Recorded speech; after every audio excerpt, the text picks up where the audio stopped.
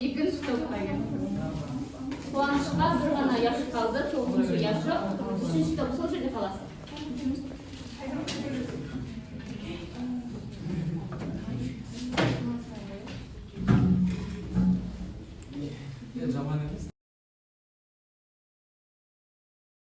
Бүгінгі сабақтың тақырыбы жалғыз поэмасындағы образдар жүйесі. Сабақтың мақсаты, яғни біз осы сабақтан көркем шығармадағы кейіпкерлердің жүйесін жинақтап, шығармадағы көркемдегіш құралдардың орны мен қызметін талдау деген мақсатты орындауымыз керек екен. Яғни осы сабақтан кейіпкерлер мен көркемдегіш құралдардың не екенін біліп өтулерің керек екен. Тапсырмалармен түсіндіріп өтемін. 6 тапсырмадан тұрады. Біріншісі ол үй тапсырмасын сұрауға, екіншісі тарихия деген, яғни бұл жерде білім пирамидасының құрылуы керек болады. Үшінші тапсырмада осы жалғыз поэмасындағы кейіпкерлер бар, соларды табулары керек. Төртінші тапсырмада бұл кім жылдам деп аталады. Бұл жерде осы жалғыз поэмасындағы көркемдегіш құралдарды кестеге салулары керек. Төртінші тапсырмада артығын алып таста. Яғни бұл жерде 4 сөз берілген, соның 3-еуі осы поэмаға қатысты, 1-еуі қатысы жоқ. Соны алып тастаулары керек болады.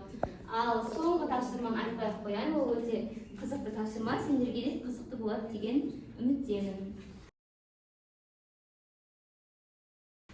Енді осы ыстық картоптан бастайық. Қазір мен сендерге қаламсапты беремін. Яғни бұл жерде 10-ға дейін санаймын, яғни қарамай сендерге. 10 болғанда тоқта деген кезде кімнің қолында қаламсап қалады, сол сұраққа жауап беретін болады. Түсінді ме? Яғни бұл жерде 10 санның ішінде сендер бір-біріңе қаламды беріп тастаулар керек. Түсінді ме? Ал бастайық.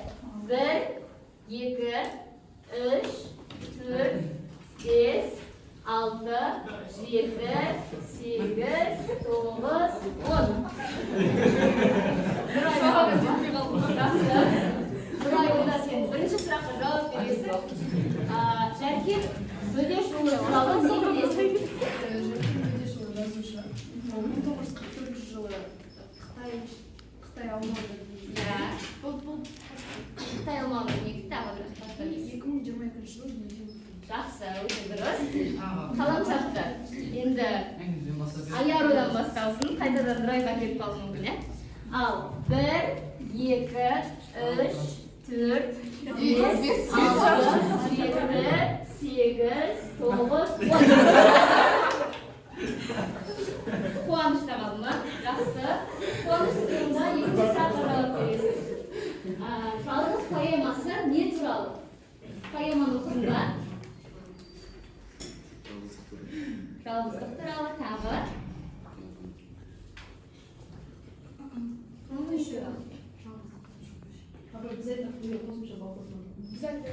Бірінші тобы көмектесті, жалғыздық туралы және бір өзінің жалғыздықта жапа шеккені туралы. Соғыстағы жалғыздық, үйде жалғыз қалғаны, сол бүкіл ғұмырлық жалғыздық туралы. Жалғыз қалуы. Жақсы. Жауапты қабылдаймыз ба? Дұрыс айтқан сияқты. Жақсы, енді қуаныштың өзің бастай бер. 1, 2, 3, 4, 5, 6, 7, 8, 9, 10. Тоқта. Айзелер. Жақсы. Айзелер. Осы Жәркен Бөдешұлының қандай шығармаларын білесің? Жәркен Бөдешұлының жалғыз поэмасынан басқа қандай шығармаларын білесің? Қосқандар.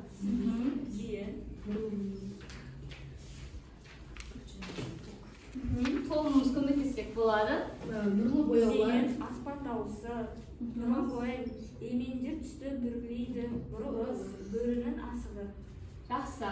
1, 2, 3, 4, 5, 6, 7, 8. Сен соңғы 4-ші сұраққа жауап бер.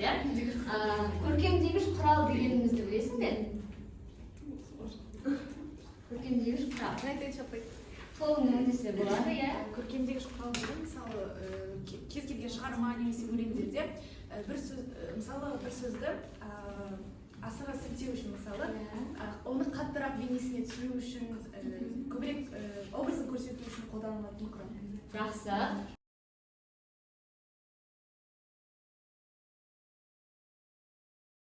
Енді осы жаңа тақырыпты түсіндіріп кетейін, иә. Көркемдегіш құралдар дегеніміз ол яғни оның түрлері өте көп. Біз соның ішінде 8 түрін бүгін білуіміз керек. Яғни бірінші ол теңеу. Мысалға аты айтып тұр, иә, заттың не құбылыстың ерекше белгілерін басқаша затпен салыстырып теңеу. Яғни бұл жерде теңеу ол дай, дей жұрнақтары және сияқты, секілді шылаулары арқылы жасалады. Мысалға, мына жерде қайсысы теңеу деп ойлайсыңдар? Келеді желдей зуылдап, жеткізбейді шұбарат. Атқан оқтай зырылдап, жал құйрығын суылдап. Желдей оқтай деген теңеу екен, жақсы. Метафора дегеніміз ол ауыстыру деген мағынаны білдіреді. Яғни суреттелген затты не құбылысты айқындау үшін басқа сөздерге ұқсас затқа алмастырады. Яғни сол құбылысқа балау екен. Бұл жерде сөз жаңбыр, даусым дауыл, әнім ескек, ойнақтап, басыл айын аз желдетіп. Яғни бұл әнші поэмасынан алынған. Осы жерде қайсысы метафора деп ойлайсыңдар? Жаңбыр, дауыл, әнім ескек деген. Яғни бұл жерде негізінен метафора көбінесе осы сызықша арқылы жасалады. Мысалға, сөз жаңбыр, даусым дауыл, әнім ескек, яғни үшеуі де метафора болып тұр екен. Эпитет дегеніміз ол заттың не құбылыстың айрықша сипатын, сапасын білдіреді. Мысалға, алтын күн, қара жер. Яғни біз күнге қарағанда күннің түсі қандай? Сары түс, ал сары түс алтынға ұқсайды. Демек бізде осы оны сапасын, белгісін айрықша көрсету мақсатында алтын күн, қара жер деп көрсетілген екен. Келесі ассонанс деген ол өте оңай, яғни бірыңғай дауысты дыбыстардың қайталануы. Мысалға, А деген дауысты дыбыс бар, яғни ол жерде 4 жолда А әрпінен басталып тұр екен. Ашыл деген ағын су, алдын ашсаң арқырат. Ақыл деген дария, алдын тоссаң торқырат дейді. Аллитерация бұл дауыссыз дыбыстардың қайталануы. Яғни бұл жерде Т деген дауыссыз, дауыссыздың ішінде қандай? Қатар. Түніменен түйінді, таң атқанда қараңғы, таң ағарып атқан соң төңірек жаққа қараңғы. Яғни Т әрпінің қайталануы екен. Тағы да өте оңай көркемдегіш құрал ол риторикалық сұрақ деп аталады. Көбінесе сұрау белгісімен, не болмаса реттік белгісімен келеді. Яғни бұл жерде айшықты сөз тіркестерін ойды, сезімді әсерлі ету үшін жауабын өзінен айқын көрініп тұрады. Яғни оған жауап бермесе болады. Мысалға, біз сұрақ қойған кезде жауапты күтеміз, ал бұл жерде жауапты күтпесең де болады екен. Мысалға, арыстанмын, айбатыма кім шыдар? Жолбарыспын, маған қарсы кім тұрар? Көкте бұл жерде желмен гулеген, жел еркесі желдің жөнін кім сұрар деп тұр екен. Яғни бұл жерде осы сұрау белгісіне жауап бермесек те оның айқындылығы көрініп тұрады екен. Түсінікті ме?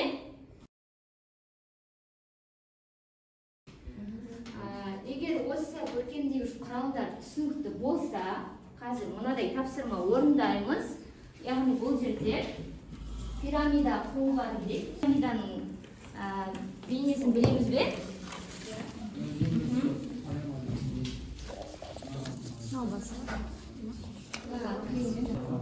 Көркемдегіш құралдардың ережелері. Бірінші, поэма дегеніміз не деген сұрақ тұрды? Эпостық жанрының бір түрі. Эпостық жанрының бір түрі, дұрыс. Екінші топ. Эпикалық не лирикалық үлгідегі поэтикалық шығарма. Дұрыс. Екінші топ. Поэма дегеніміз не сендерде? Ответті өте қылады. Оқиғаны, заманы, шындығын өлеңі. Өте дұрыс. Үшеуінде де поэма дұрыс екен. Екінші, теңеу дегеніміз не? Нұрай? Секілді, сияқты, ұқсап сөздер арқылы. Дұрыс. Екінші топ. Дай, дей, тай, тей, жұрнақтар арқылы. Дұрыс. Үшінші топ. Заттың сапасын көрсетпей ақ басқа затпен салыстыру. Өте дұрыс. Енді үшінші сұрақ. Эпитет па? Метафора дегеніміз? Грек тілінен аударғанда ауыстыру деген. Ауыстыру деген мағына. Екінші топ.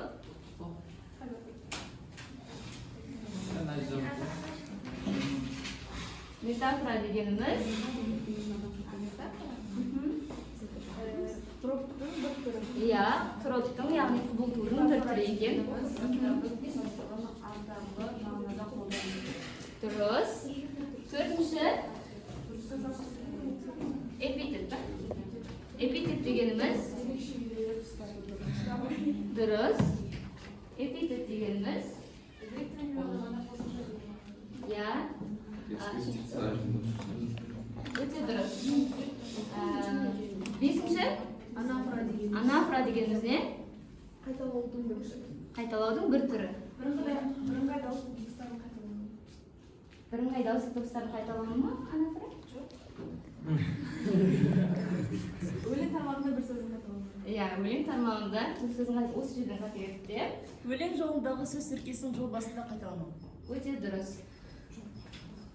Екінші, алтыншы сұрақ. Эпифора дегенimiz Өлең тармағында бір сөздің жол соңында қайталануы. дұрыс.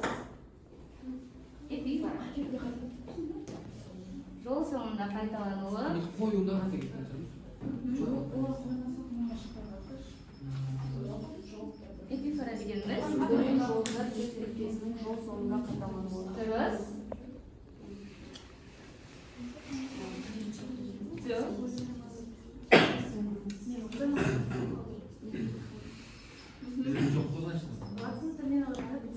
Иә, латын тілінен аударғанда дыбыстас деген мағынаны береді. Екінші, ассонанс дегенimiz Бірыңғай дауыссыз дыбыстардың қайталануы. дұрыс.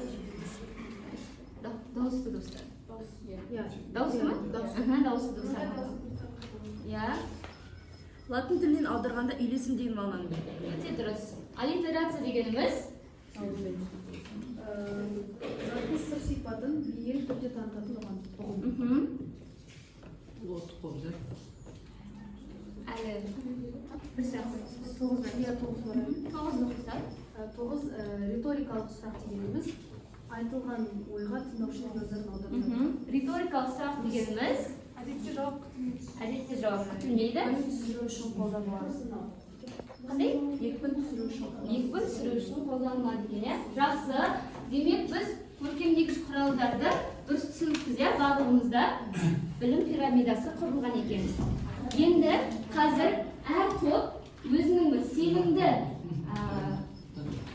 яғни топтың сенімді бір адамды шығару керек. Яғни ол жаңағы біздің поэмадағы кейіпкерлерді табу керек. Әр топтан бір оқып шықсын.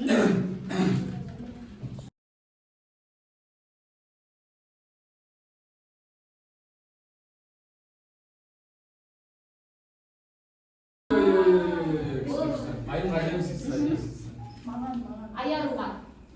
Ол Абай Құнанбаевтың шәкәрім. Иә, шәкәрім дұрыстапты. Шыңғысханның Айға. немересі. Соғысқа қатысқан майдангер. Жазушы. Бауыржан Момышұлы дұрыс. Аюға. Екінші суретті қоямыз. Бұл кімнің қасында? көше бар сондай. Қай ханның қасында деп қойсақ болады, иә?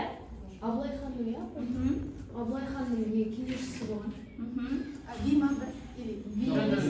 Жырау. көше бар ғой. Бұдан бастап. Бұхар жырау. Дұрыс.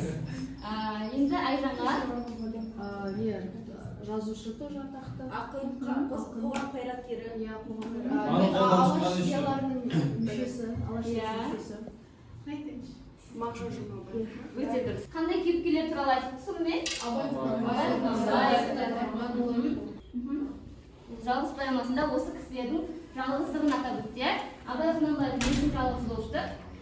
Өлеңдерінде ол сол туралы айтқан. Иә, өлеңдерінде айтады, иә? Мәлім болып қалады деп. Оны замандастары көбіне түсінбегендіктен ол жалғыз болды деп көрсетеді екен, иә? Исатай не үшін жалғыз болыпты? Өйткені ол Махамбеттің жанында оны қатты көрмегенде Махамбетті Төре хан деп атап, Исатайды сырттай Сол үшін ба? деп ойлаймын. Жақсы ой. Тағы кім бар басқаша ой?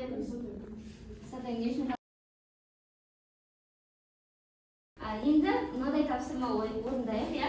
Бұл жерде артығын алып таста деген. Мысалға мен әрқайсыңа беремін қағаздарды. Яғни бұл жерде жаңа айтып кеттім, иә, үшеуі осы поэмаға қатысты, біреуі қатысты емес. Соларды табу керекпіз. Әр топта әртүрлі, бірдей емес. Бұның жауабын поэманың ішіне қарасаңдар болады. Қарлығаш.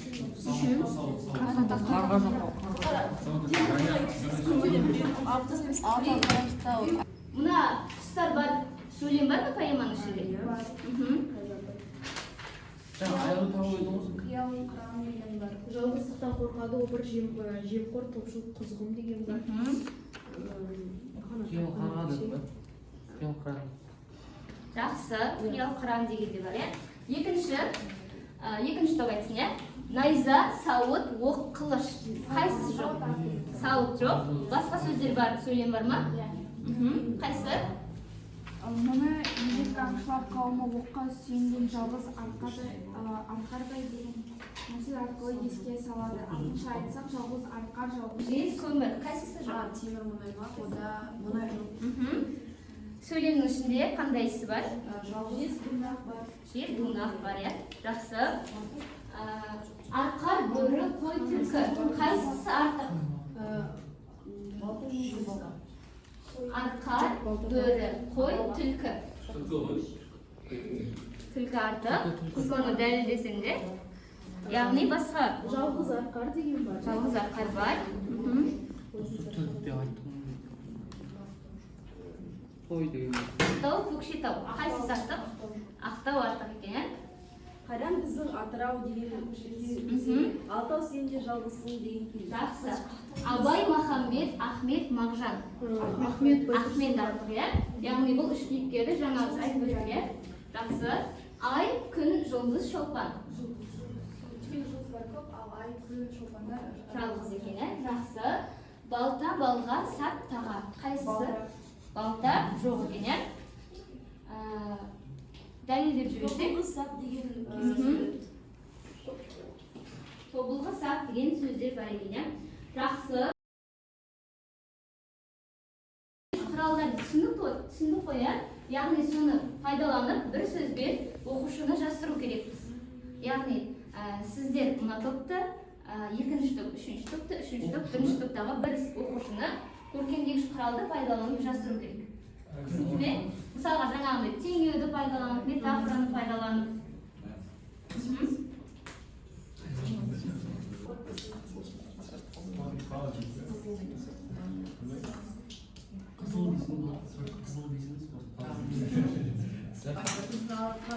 Күндей сапсары.